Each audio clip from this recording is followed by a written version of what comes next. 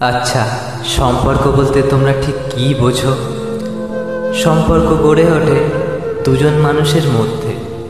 তাদের একে অপরের প্রতি থাকে বিশ্বাস, থাকে ভালোবাসা, আর থাকে একে অপরকে বোঝার ক্ষমতা। বিশ্বাস, ভালোবাসা আর একে অপরকে বোঝার ক্ষমতা যদি কোনো সম্পর্কের মধ্যে না থাকে, তবে সেই সম্পর্কের কোনো মানে হয় না। সম্পর্ক মানে অল্প ঝগড়া, একটু অভিমান, আর সবশেষে দুজনের মধ্যে পুনরায় মিলন।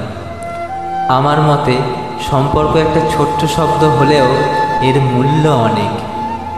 একটা সম্পর্ক গড়তে অনেক সময় লাগে, কিন্তু একটা সম্পর্ক ভাঙতে 1 সেকেন্ডই যথেষ্ট। আর এই সম্পর্ক ভাঙে তখন যখন একে অপরের প্রতি সৃষ্টি হয় অবিশ্বাস আর ভুল বোঝাবুঝি।